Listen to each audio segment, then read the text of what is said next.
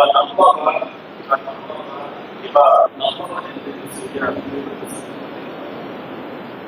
ನಿಮ್ಮ ಮಹಾಮನೆಯ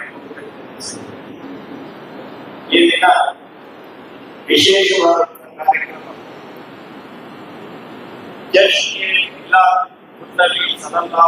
ವಸಂತದವರ ಮಾನವೀಯತೆಯ ಸಂದೇಶವನ್ನು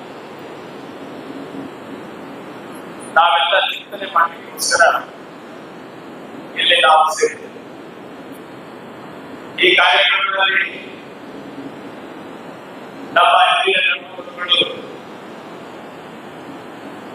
ಅಲ್ಲಾಹನ ಪ್ರೇರಣೆಯ ಪ್ರಭಾವಿಗಳು ನುಡಿದ ಎಲ್ಲ ಉಪದೇಶವನ್ನು ವಿಸ್ತೃತವಾಗಿ ತಿಳಿಸಲಿದ್ದಾರೆ. ಈ ಸನ್ನಿವೇಶದಲ್ಲಿ ವಿಶ್ವದ ವ್ಯವಸ್ಥೆಗೆ ಪ್ರವಾದಿಗಳ ಬೋಧನೆ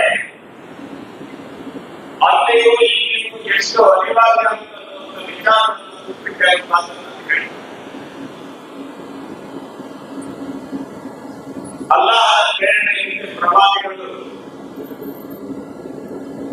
ತಮ್ಮ ಸೃಷ್ಟಿಯ ಉದ್ದಾನ ಕಾರ್ಯವನ್ನು ಮಾಡುವ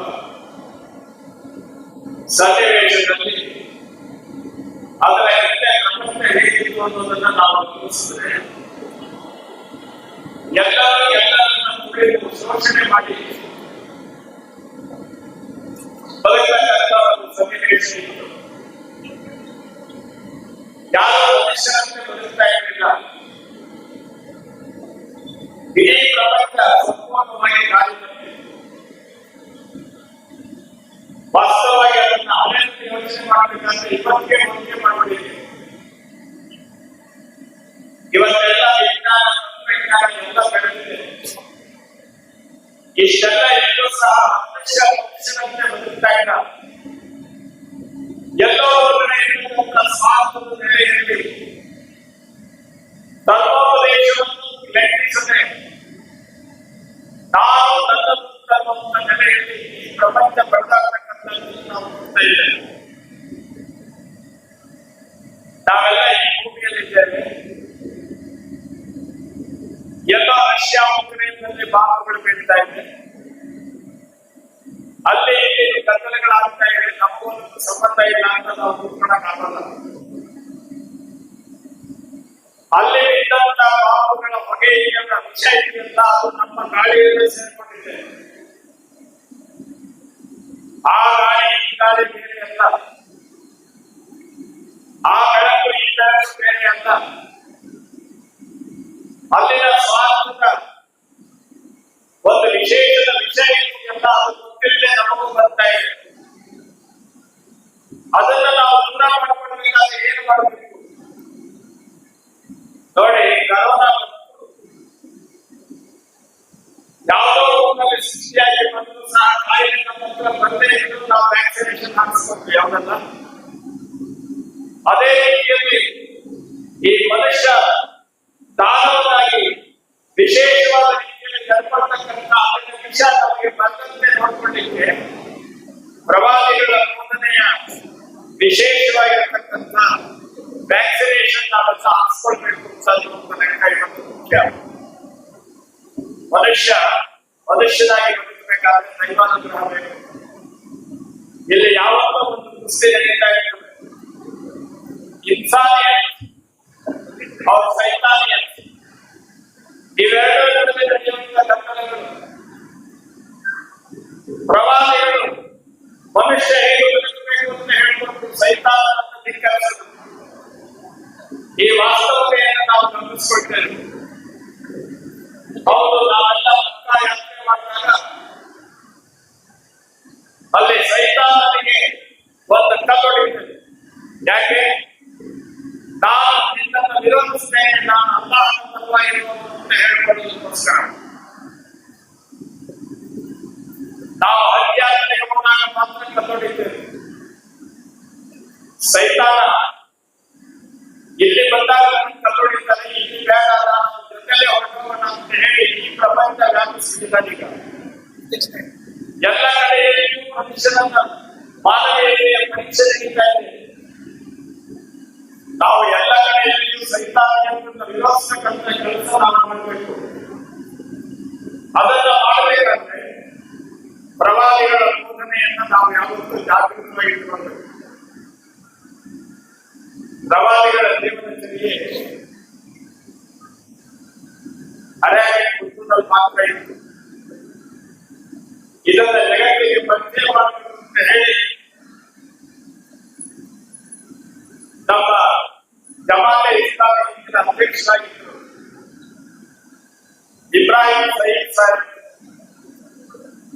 ಅವರು ಇಸ್ಲಾಂ ಹೆಸರಿನಲ್ಲಿ ಒಂದು ಪಬ್ಲಿಕೇಶನ್ ಮಾಡೋದು ಕನ್ನಡದಲ್ಲಿರಬೇಕು ಅಂತ ಹೇಳಿ ಅದಕ್ಕೆ ಶಾಂತಿ ಪ್ರಕಾಶನ ಅಂತ ಹೆಸರು. ಆ ಶಾಂತಿ ಪ್ರಕಾಶನದಲ್ಲಿ ಪ್ರವಾದಿಗಳ ಜೀವನ ಚರಿತ್ರೆಯನ್ನು ಕುರಿತು ಸಂಪೂರ್ಣವಾಗಿ ಒಂದು ಪುಸ್ತಕ ಮಾಡಿದ್ರು ಕನ್ನಡದಲ್ಲಿ. ಆ ಪುಸ್ತಕವನ್ನ ಬಿಡುಗಡೆ ಮಾಡುವಂತ ಒಂದು ಕಾರ್ಯಕ್ರಮದಲ್ಲಿ ನಾವು ಹೊರಗೆ ಹೋಗಿದ್ವಿ. ವಿಶೇಷ ಅಂತ ಹೇಳಿದ್ರೆ ಅದನ್ನ ಓದಿದ ಮೇಲೆ ನನಗೆ ನಿಜವಾಗಿ ಪ್ರವಾದಿಗಳ ಬಗ್ಗೆ ನಮ್ಮ ಕಲ್ಪನೆ ಬಂತು. ಇಡೀ ಪ್ರವಾದಿಗಳ ಜೀವನ ಚರ್ಯೆಯನ್ನೆಲ್ಲ ನೋಡಬೇಕಿಂತ ಅವರ ನಡೆವಳಿಕೆಯನ್ನು ನಾವು ಗಮನಿಸಬೇಕು. ಎಂತಹ ವಿರೋಧದಲ್ಲಿಯೂ ಸತ್ಯದ ಮಾರ್ಗವನ್ನು ಬಿಟ್ಟಿಲ್ಲ. ಎಲ್ಲ ಕಡೆ ಅವರ ಮೇಲೆ ಆಘಾತಗಳು ಆಗ್ತಾ ಇದ್ರು ಸಹ ಅವರ ವಿರುದ್ಧ ಪ್ರತೀಕಾರ ಕೊಡಲಿಲ್ಲ. ದೈವ ಸಹಾಯ ಅವರಿಗಿತ್ತು. ಮಕ್ಕಾವನ್ನು ಬಿಟ್ಟು ಮದೀನಾಕ್ಕೆ ಹೋದಾಗ ಅವರನ್ನ ವಿರೋಧಿಸಬೇಕು, ಅವರನ್ನ ಮುಗಿಸ್ಬೇಕು ಅಂತ ಹೇಳಿ ಸತ್ಯ ವಿರೋಧಿಗಳು ಅವರ ಮೇಲೆ ದಾಳಿ ಮಾಡಿದಾಗ ದಾಳಿಯುವವರ ಸಂಖ್ಯೆ 1000 ಮೀರಿತ್ತು. ಇವರ ಅನುಯಾಯಿಗಳ ಸಂಖ್ಯೆ 100 ಆದರೂ ಸಹ ಅಲ್ಲಾಹನ ಪ್ರೇರಣೆಯಂತೆ ಪ್ರವಾದಿಗಳು ವಿಜಯವನ್ನು ಸಾಧಿಸಿದರು. ಅವರ ಜೀವನದ ಪ್ರಮುಖವಾಗಿರತಕ್ಕಂಥ ಹಂತ ಇದು. ಜಂಗೆ ಬದರ್ ಗಮನಿಸಿ, ಜಂಗೆ ಬದರ್ ಅದನ್ನ ಇಟ್ಕೊಂಡು ಧರ್ಮ ಪ್ರಚಾರವನ್ನು ಮಾಡುವಂತ ಸನ್ನಿವೇಶದಲ್ಲಿ ಎಲ್ಲ ಸನ್ನಿವೇಶದಲ್ಲಿಯೂ ಸಹ ಅವರ ಧರ್ಮದ ಮಾರ್ಗವನ್ನು ಕೇಳಲಿಲ್ಲ. ಅವರ ಅನುಯಾಯಿಗಳು ಅದು ಬಹಳ ಇಕ್ಕಟ್ಟಿನ ಪರಿಸ್ಥಿತಿಯಲ್ಲಿರುವ ಸನ್ನಿವೇಶ. 2 ದಿವಸ ಆಗಿದ್ದು ಊಟ ಮಾಡಿ ಅವರೆಲ್ಲ ಯೋಚನೆ ಮಾಡಿದ್ರು, ಪ್ರವಾದಿಗಳ ಬಳಿ ಜಕಾತನ ಹಣ ಇದೆ, ನಾವು ಅದನ್ನ ಇಸ್ಕೊಂಡು ಊಟ ಮಾಡೋಣ ಅಂತ ಹೇಳಿ ನೇರವಾಗಿ ಅವರ ಹೋಗಿ ಕೇಳಿದ್ರು.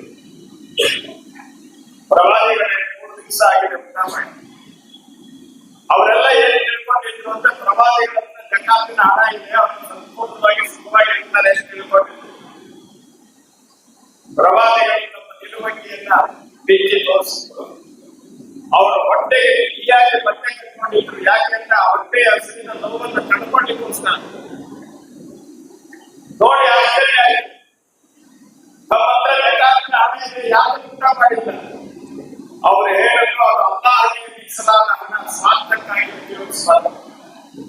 ನೋಡಿ, ಉಪದೇಶ ಅಲ್ಲ, ಇದು ಆಚರಣೆ. ಅದಾದ ಮೇಲೆ ಅವರೆಲ್ಲ ಸೇರಿ ಇನ್ನೊಬ್ಬ ಅನುಯಾಯಿ ಬಳಿ ಹೋದರು. ಅವನ ಬಳಿಯಲ್ಲಿ 15 ಖರ್ಜೂರ ಇತ್ತು. ಅದನ್ನ ಎಲ್ಲರೂ ಹಂಚಿಕೊಂಡು ಆ ಖರ್ಜೂರ ತಿಂದು ಬಂದರು. ಇದು ಅವರ ಜೀವನ ಚರಿತ್ರೆಯಲ್ಲಿ ಬರ್ತಕ್ಕಂಥ ಒಂದು ಪ್ರಸಂಗ. ಇದಿಷ್ಟೇ ಅಲ್ಲ, ಪ್ರವಾದಿಗಳು ಯಾರನ್ನು ದಬ್ಬಾಳಿಕೆ ಮಾಡಲಿಲ್ಲ. ನಾವು ವರ್ಷ ಪೂರ್ತಿ ತಿಂಗಳು ಉಪವಾಸ ಮಾಡ್ತಕ್ಕಂಥ ಕಾರ್ಯಕ್ರಮ ನೀವೆಲ್ಲ ನೆರವೇರಿಸ್ತೀರಿ. ಯಾವ ಹಬ್ಬ ಅದು? ರಂಜಾನ್. ರಂಜಾನ್ ಸನ್ನಿವೇಶದಲ್ಲಿ ಪ್ರವಾದಿಗಳು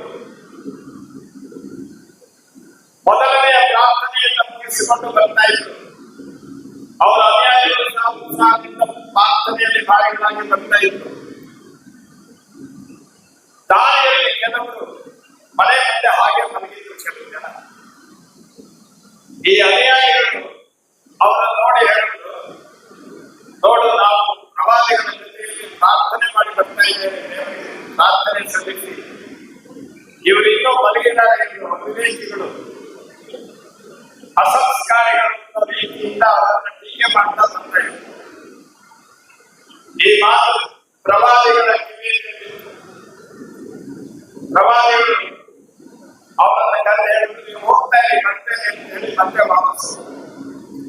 ಇವರಿಗೆಲ್ಲ ಆಶ್ಚರ್ಯ, ಯಾಕೆ ಪ್ರವಾದಿಗಳು ಮತ್ತೆ ವಾಪಸ್ ಹೋಗ್ತಾ ಇದ್ದಾರೆ ಅಂತ ಹೇಳಿ ಅವರನ್ನು ಹಿಂಬಾಲಿಸಿಕೊಂಡು ಹೋಗಿದ್ರು.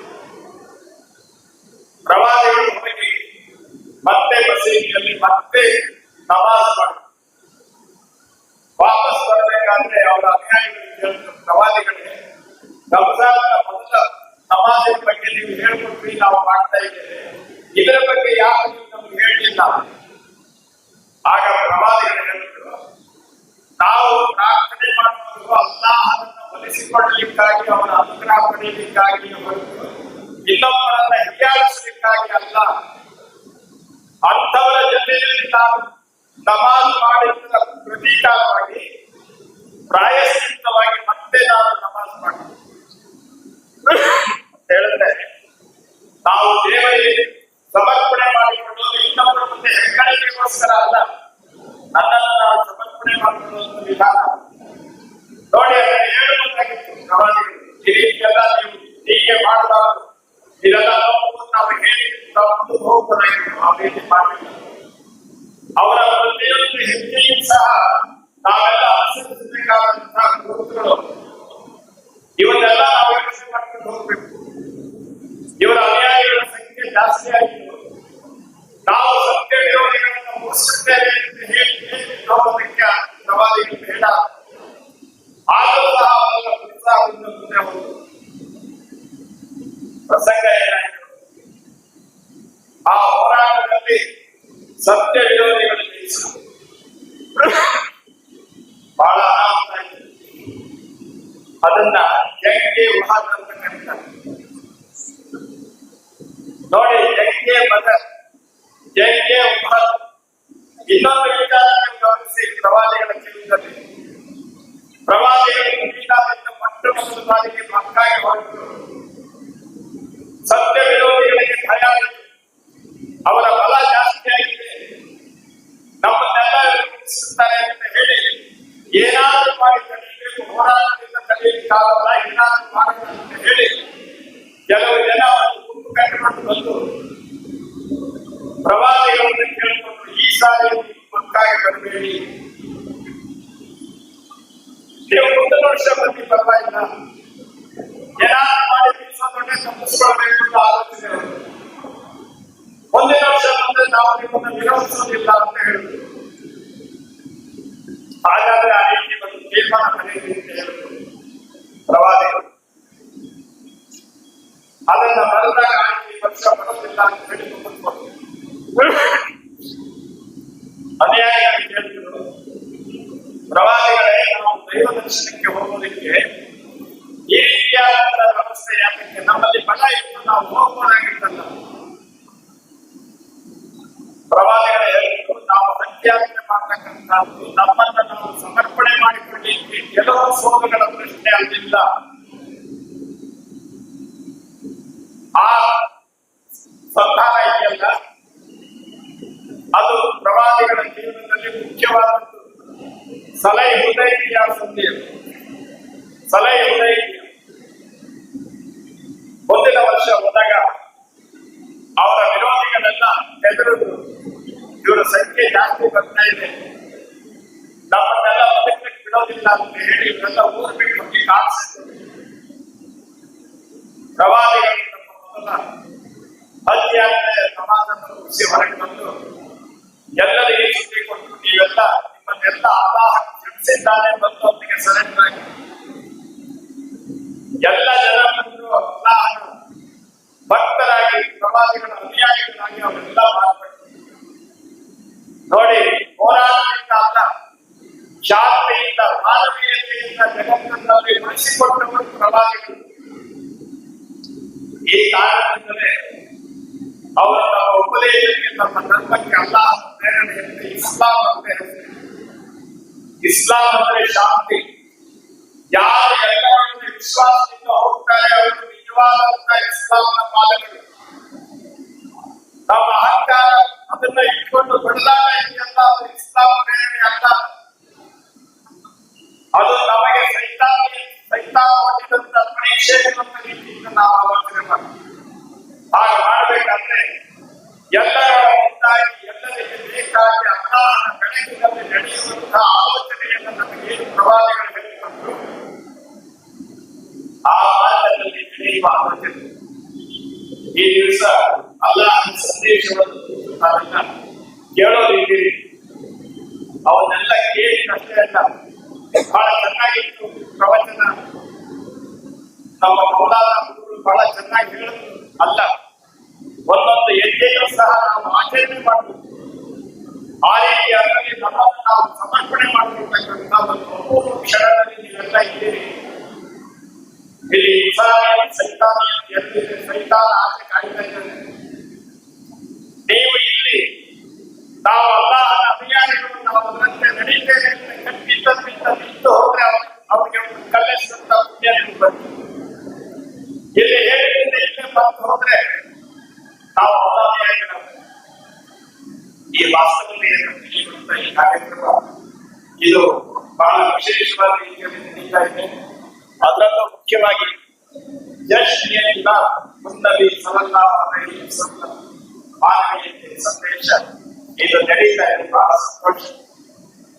ಕಾರ್ಯಕ್ರಮ 10:30ಗೆ ನಿಂತು ಆಯ್ತು. ನೀವೆಲ್ಲ ನಿಮ್ಮ ಕೆಲಸದ ಒತ್ತಡಗಳನ್ನೆಲ್ಲ ಮುಗಿಸ್ಕೊಂಡು ತಲೆಮಾಡ್ಕೊಂಡಿದ್ದೀರಿ, ಅದಕ್ಕೆ ಚಿಂತೆ ಇಲ್ಲ. ಆದ್ರೆ ಪೂರ್ತಿ ಇರಲಿಕ್ಕೆ ನನಗೊಂದು ತೊಂದರೆ ಆಗಿದೆ. ಇವತ್ತು 11 ಗಂಟೆಗೆ ಒಂದು ಪಬ್ಲಿಕೇಶನ್ ಗ್ರಂಥಗಳ ಪ್ರೊಫೆಸರ್ ಸಮಿತಿಯಲ್ಲಿ ಒಂದು ಕರ್ನಾಟಕದ ಎಲ್ಲ ಪೂರ್ಣ ಯೂನಿವರ್ಸಿಟಿ ಪ್ರೊಫೆಸರ್ ಮೀಟಿಂಗ್ ಇದೆ. ಅದಕ್ಕೆ ನಾನು ಹೇಳಿದೆ, ಇಲ್ಲಿ ಅಲ್ಲಾಹನ ಪ್ರೇರಣೆಯಿಂದ ಆ ಕಾರ್ಯಕ್ರಮ ಹೋಗ್ತಾ ಇದ್ದೇನೆ, ಒಂದು ಅರ್ಧ ಗಂಟೆ ತಡವಾಗಿ ಬರ್ತೀನಿ, 11:30 ಬರ್ತೀನಿ ಅಂತ ಹೇಳಿ. ಅದು ಸ್ವಲ್ಪ ತಡ ಆಗಿದೆ. ಇರಲಿ, ಚಿಂತೆ ಇಲ್ಲ. ನಿಮ್ಮೆಲ್ಲರ